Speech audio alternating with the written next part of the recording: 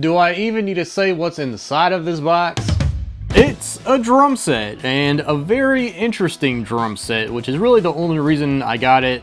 Plus, it was a pretty good deal, so here we are. But the story behind this kit is I was recently on the Big Fat 5 podcast, and on my channel, I've never really talked about my drumming influences or musical influences. So if you want to hear me ramble on about the top 5 albums that influenced me as a drummer and musician, then I'll link to that episode down below. But a few days after we recorded that, I got a message from Ben, the host, and I was assuming he was going to say, oh hey, the episode's ready, here's the link. But no, he sent me a link to this drum set and said, you need this. It was a Craigslist link in California, and I live in not California. I live on the East Coast in Virginia, and typically when people send me Craigslist links that aren't local, I don't even bother with them because most of the time people don't want to deal with shipping. But as soon as I saw this kit, I knew I had to do everything I could to get it. And thankfully, the guy that was selling it, he sells drums on eBay, so he had no problem shipping it out to me.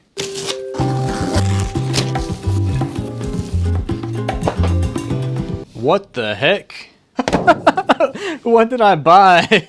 Maybe I'm having second thoughts about this. This head is like built into the hoop. I've never seen anything like this before. So there's that, and I'm gonna assume that this is the original head because of the fact that it's built into the hoop, but also because of the sick logo on it. We get a set of ZBTs? No, we don't. Okay, how do I do this? We got some mounts.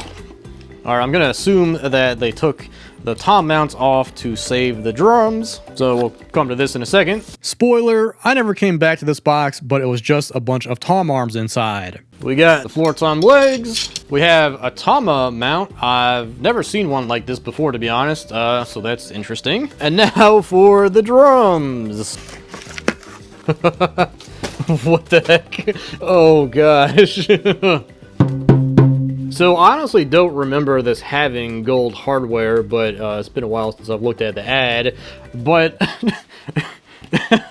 just look at this thing. So I think this is a 12-inch tom. I've been known to be wrong. This looks like 8-inch, possibly. No, this is definitely 10.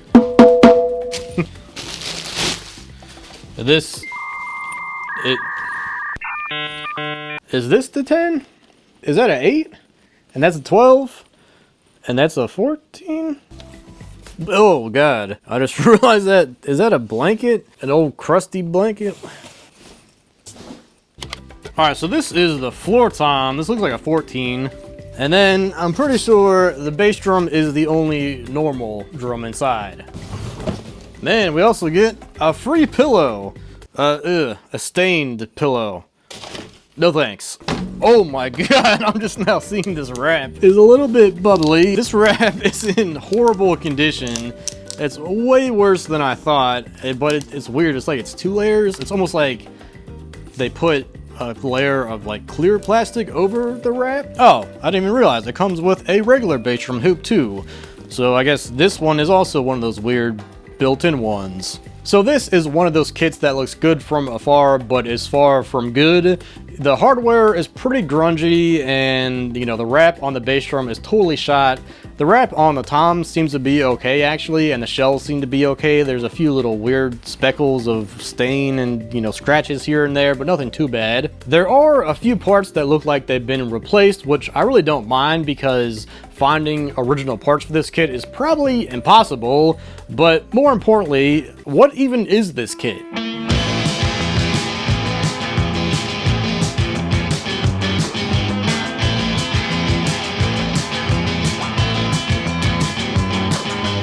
Impact Industries was founded in 1974, and from their background in marching percussion, they started to produce fiberglass harnesses and drums. These were popular because of their lighter weight, but at some point they started to produce drum sets too. Ones like this one, plus more traditional double-headed drums. And actually, Impact Industries is still around to this day, but they only produce cases. Don't tell Steven that. When I first saw these drums, I immediately thought about North drums and staccato drums, but the impacts are a bit different. According to a guy's reverb listing, he says according to Impact, their drums are made from hand-laid double-wall fiberglass, therefore aren't as stiff as a solid fiberglass shell like you'd find on a North, Staccato, Jenkins Martin, Vibes, Tama, Pearl, or any other brand that made fiberglass drums. Jon Bermuda, drummer for Weird Al and Impact Drums endorser from 1985 to 2006, states because of their thinner shell, they have a warm tone due to the thin flexible shell and produce a sound unlike any other fiberglass shell. The biggest difference between Impact and North is the shape. North drums are shaped like a horn bell, which provides amplification of and directivity for the generated percussion sounds. Just like how a scoop on the bottom of a marching snare helps project the sound from the field up into the audience and press box. Now, if we look at the impacts, those are just plain shells with a big cutaway on the front, which makes them look like a square almost, but it's just a plain old round shell. And to add even more directivity and amplification, they have a frontal sound hole, which can also be found on their double-headed drums and marching drums. And a bonus feature of this cutaway on the single-headed drums is they nest really well together and are easy to store and ship. I mean, this whole drum set was shipped in this one box. I mean, I guess it's technically the same for a concert tom kit, but never mind. But more importantly than shipping and storing drums, does all of this sound projection matter? Does it even work? Are these drums louder? Do they sound better? I don't know. Cutaway drums seem like a 70s fad, and the only modern example I can think of are quads.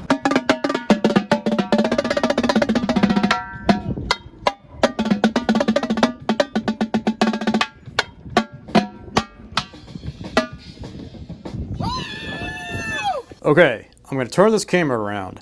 Don't judge me.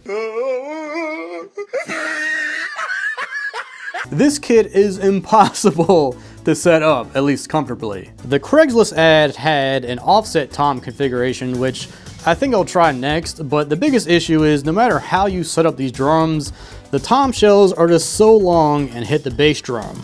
Another annoying thing are the tom mounts, because on a normal drum, it doesn't really matter where the mounts are because the drum is a cylinder and is the same on all sides. If I was to mount this drum off of a cymbal stand, it wouldn't work. I mean, it would work, but the drum would be facing the wrong way, which honestly probably doesn't matter, especially in like a studio setting. But hey, you gotta look cool, right? Also, remember that bass drum head? Well,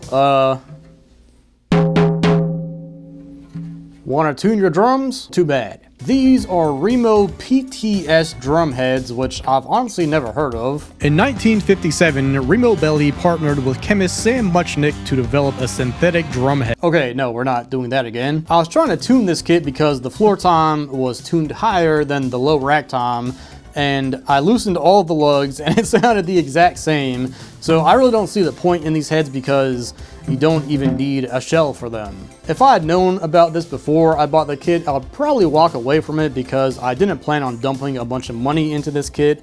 At this point, it could be rewrapped. It needs new heads, new rims, and probably new mounts. Then on top of that, there's all the little stuff that I talked about before that I said I didn't mind, but it's actually deeper than I thought. So if this video gets 10,000 likes, I'll completely revamp this kit. For now though, the kit is still stock. I was able to tune the 3 rack toms, but not really the floor tom, at least low enough for it to sound good, so don't judge. Also, Austrian Audio sent over a pair of their Hi X60 over-ear headphones and stereo set of their CC8 condenser microphones for me to check out. I've been using the headphones in my past few videos, and I continue to use them because first of all, they're comfortable, but also they sound great. When it comes to playing drums, I never really liked using over-ear headphones because of the amount of bleed from the drums, but these do a great job of blocking out just enough of the drum sound so you don't need to blast the audio and go deaf. And for the mics, I'm using them as overheads in a space pair configuration, but the set also includes a rail if you want to use them in an XY pattern for overheads or guitar or anything else. So if you want to check out these mics or headphones for yourself, I'll have everything linked down below.